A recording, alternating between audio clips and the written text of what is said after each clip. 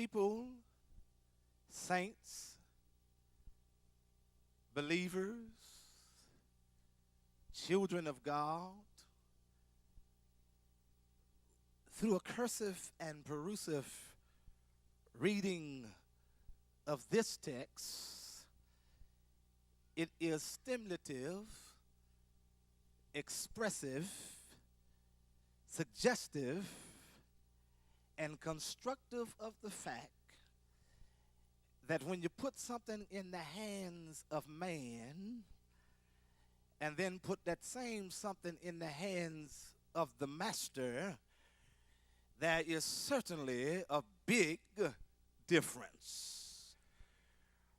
Are y'all going to pray with me in here? If you don't believe me, let me make my case tonight. When they put Jesus on the cross and they put nails in his hands, they thought they were just putting nails in another man's hands. But when you put a nail in the hand of the master and then put a nail in the hand of the man, there is a big difference. Are y'all going to help me in here? You put a nail in the hands of the man and he'll build a great big old ship like the Titanic, but you put that same nail in the hands of the master and he'll build a ship called the old ship of Zion.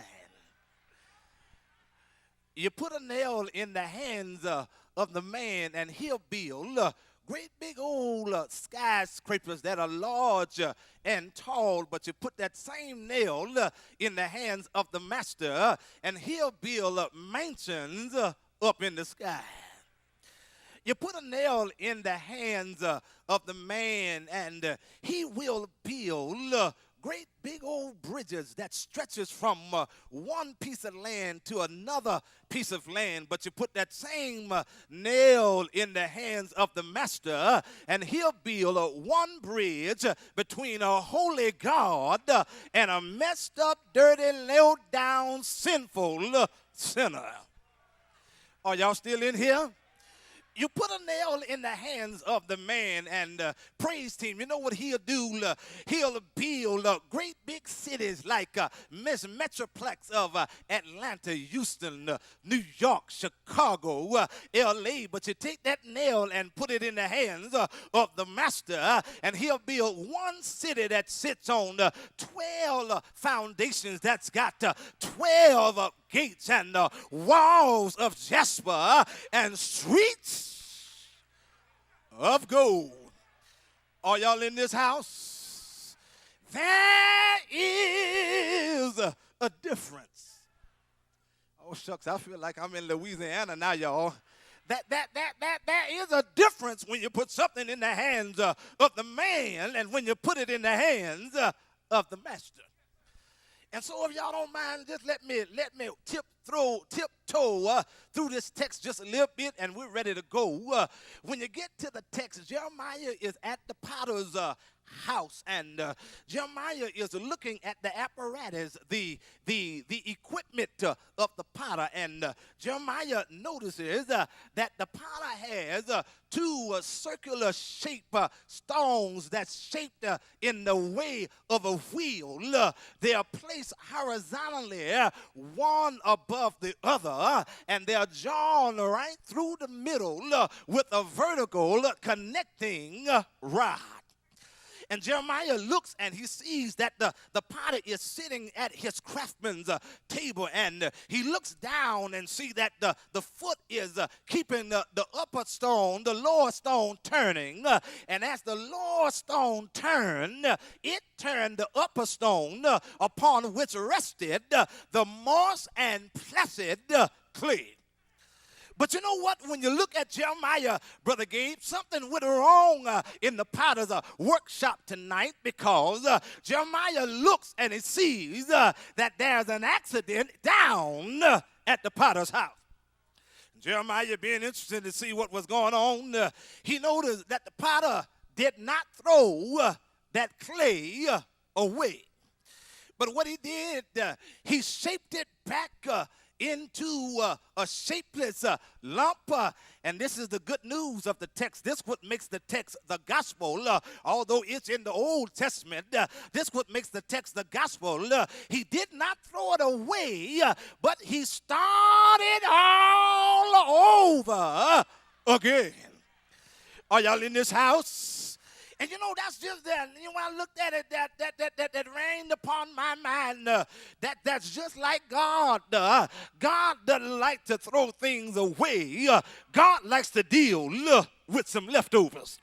And I'm just wondering tonight, is there any leftover Christian in this house that God has ever did anything with? You remember when that boy had the 2 fish and the 5 barley loaves, and he fed the 5,000, and there were 12 baskets left over, and the master said, don't leave them there, just pick up the leftovers. I used to wonder what happened with the leftovers of that meal, but I don't wonder no more, because I've checked the record of God. Everything Jesus ever borrowed, he gave it back. Are y'all in this house? You remember that he borrowed a donkey, but he gave it.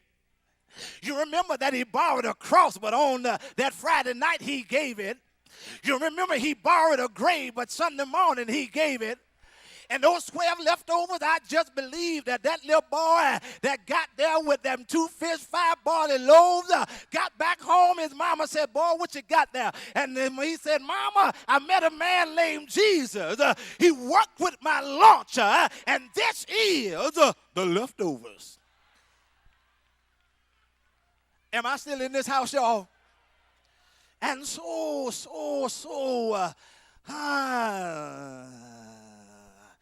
the first thing that meets me in the text is the recognition of dependence.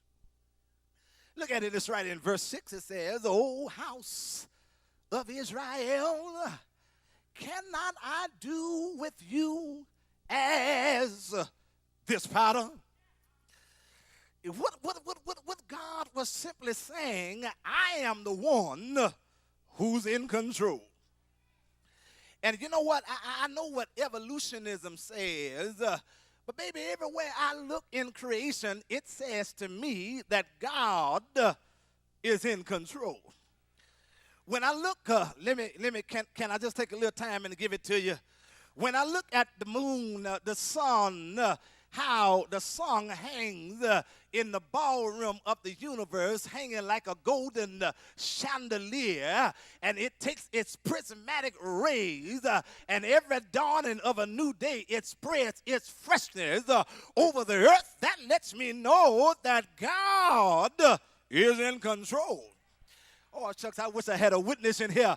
When I look at the moon, and the moon spreads her golden mellow over the nighttime air, and it turns around, and it's like a lunar looking glass for the sun to primp at night to make sure that the sun is still the sun. It lets me know that God is in control.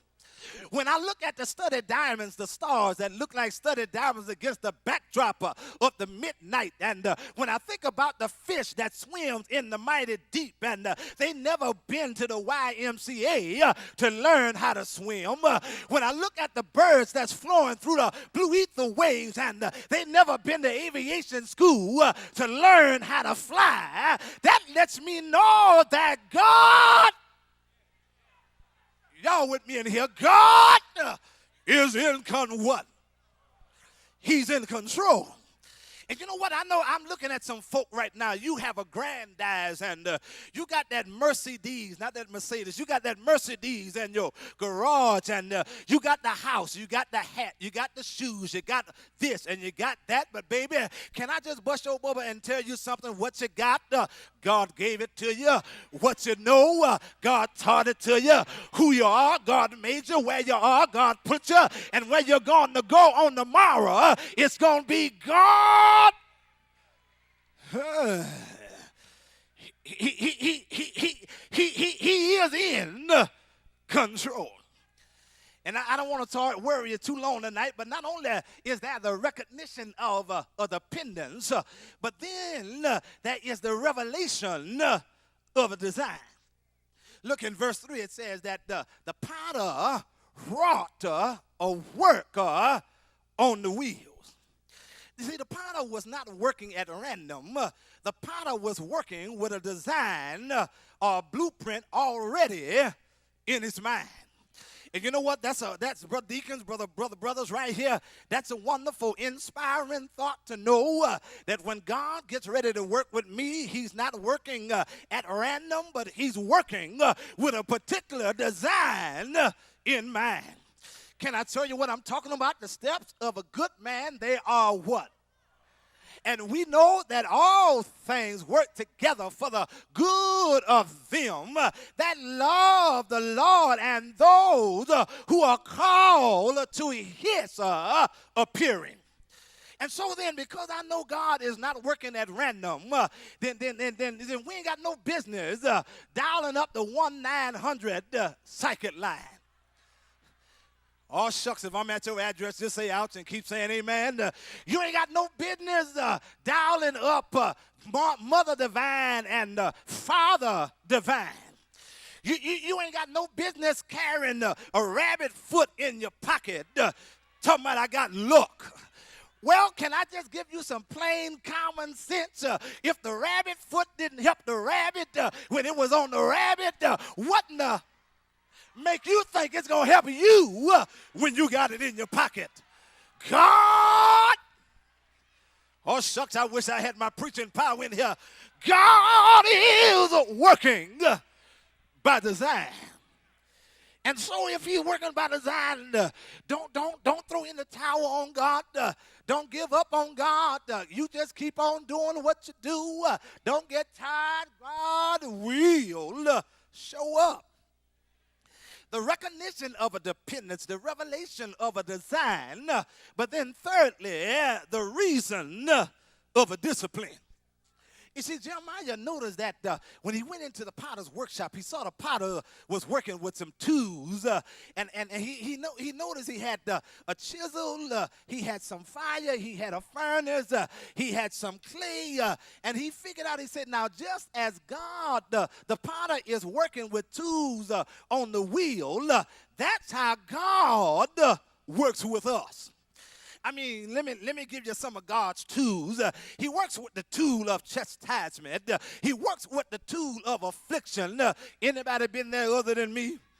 He works with the tool of hardships and trials and tribulations. But don't worry about when the trials show up, because he'll give you a tranquility that'll transcend your trials. He'll give you a beauty that will banish away your blemishes. He'll give you a sweetness that'll oversurmount your sourness. God is working with some tools. Are y'all in this house? But now watch this, brother preachers. God knows us. And he knows that some of us are hard-headed. I sure wish my voice hold up until the hooping time, y'all. He knows that some of us are bull-headed and stubborn. And so every now and then he's got to let you go through some stuff. I mean, because if you never had a problem, how would you know that he's a problem solver? If you never had gotten broke, how did you know that God would step in on time and put a dime in your back pocket? If you never went to jail, how would you know God still is able to open up a jail even at the midnight hour? If you never got broke and never got hungry, how would you know God could feed you and be bread in the midst of a starving land? Y'all still in the house? But you know, God has to work on a whole lot of us. He's got every, even though he sends us through some things, he's got another tool that's specially designed for the hard-headed folk. I must have messed up right there. Let me say it this way. He got a special tool designed for those folk that's hard to work with. And brother preacher, I know you ain't got this over here, but and Mount Nebo, don't get upset with me. But we got it at Mount Nebo. We got to, every now and then, God's got to pull out his chisel and chisel off those backstabbing ways. every now and then he's got to pull out his chisel and chisel off those backbiting ways. Anybody in here guilty? Every now and then he's got to pull out his chisel and pull off that jealous heart and conceiving thought. God knows how to work. Are y'all in this house? But then not only the recognition of a dependence, the revelation of a design, the reason of a discipline, but then fourthly, there is the repudiation of a destiny. Now notice in verse 4, it says that the vessel was marred, and watch where it was marred. It was marred in the hand of the potter. Now, it was not the potter's fault that the vessel got messed up, but rather it was the clay's fault. And you know what it tells me to tell you?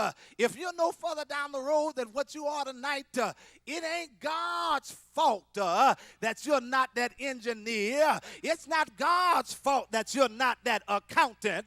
It's not God's fault that you're not that school teacher. God didn't mess up. We messed up. Are y'all with me in here? And watch this. You know, I'm looking at some folk now. You are with your arms folded up and sitting in your ecclesiastical piety. You are righteous and everything is going good about you. You don't do no wrong. Well, baby, you're a lie and the truth ain't in you.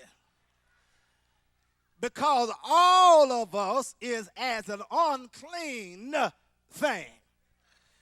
Well, somebody say, well, I got my PhD, I got semicolons and all that stuff behind my name. Well, baby, that ain't nothing but credential dirt.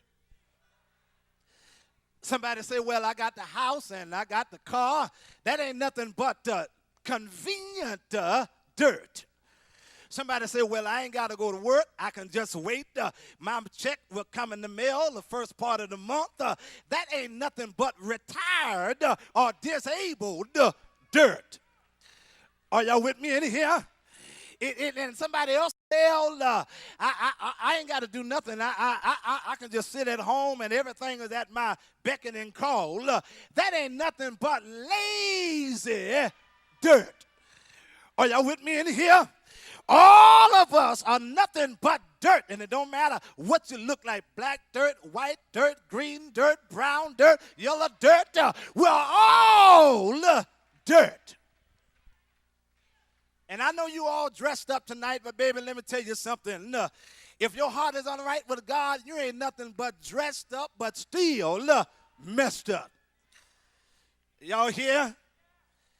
Recognition of a dependence. The revelation of a design.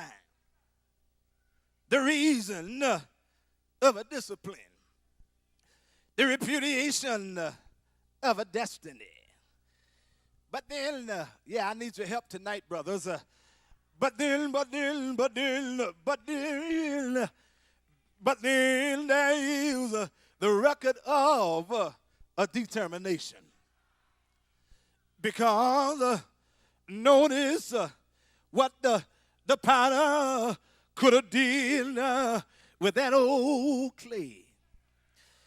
He could have said that this clay is no good. Are y'all going to help me in here?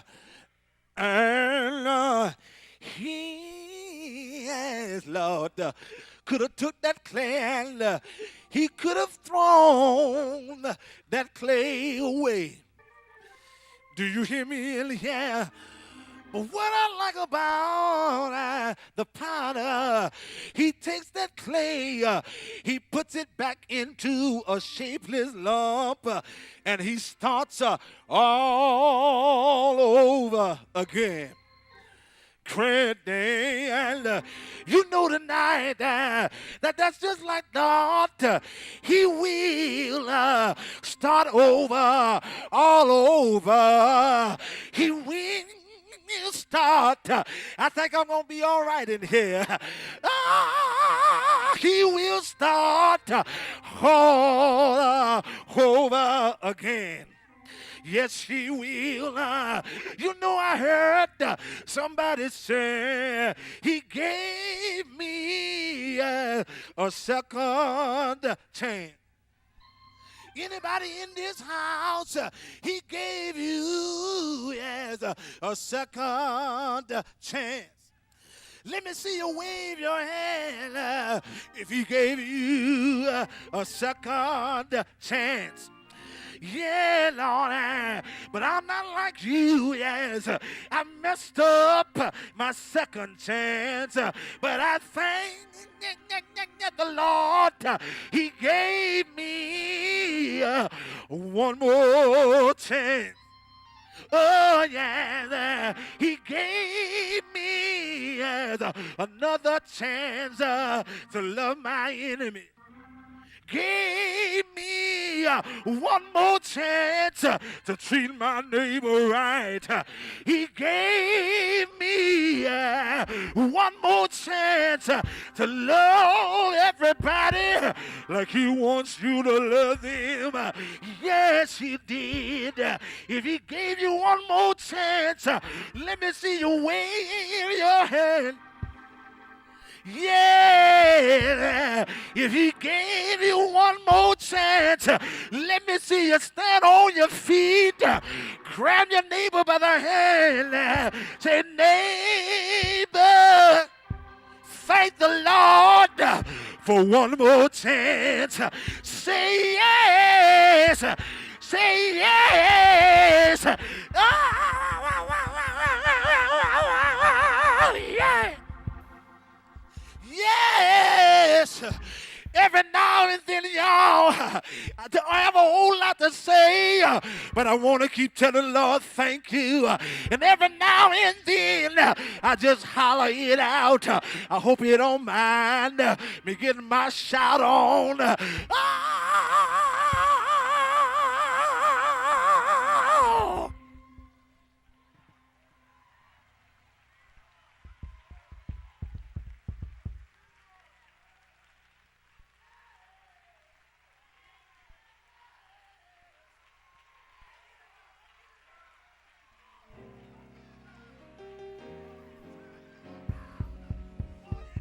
Your feet on solid ground.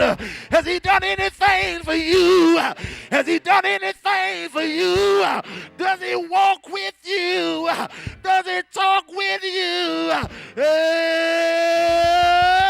Oh, yeah.